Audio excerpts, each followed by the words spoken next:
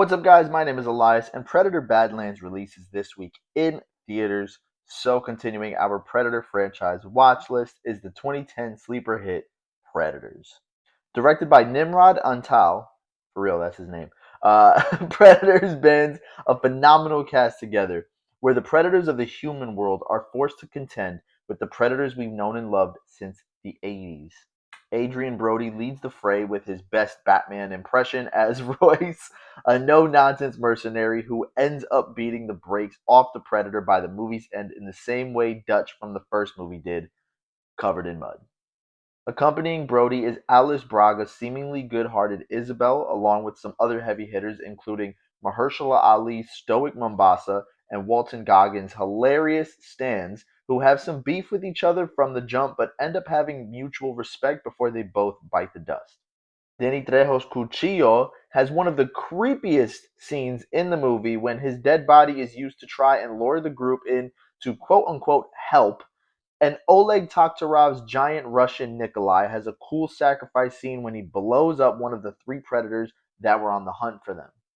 Hanzo, the Yakuza samurai who has a noble death in my favorite fight with the Predator, and is arguably the battle that inspired Dan Trachtenberg's implementing of the dropping Predators into different eras trend, is played by Louis Ozawa Changqian, who also plays Kenji in Predator Killer of Killers.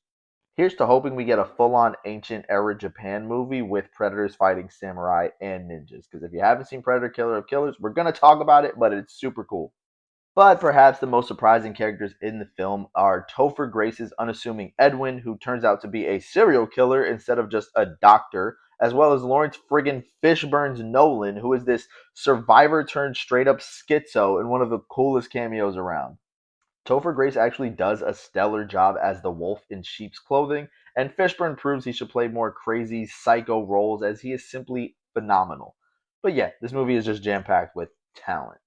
Set on a distant planet as a hunting ground for the Yautjas, Predators features some of the coolest action scenes we've seen yet from the franchise, with a tone that makes the movie play like an 80s action film with actual stakes and characters that you genuinely enjoy watching attempt to survive and make their way off world.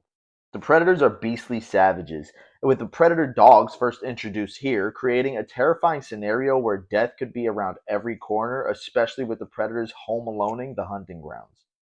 The actual reveal of the planet is so creatively imaginative that it really makes the movie stand out from the rest. I also think I just really love the idea of predators stalking earthlings of all different backgrounds and skills to see who's the strongest, just to grab them and throw them on this hunting planet.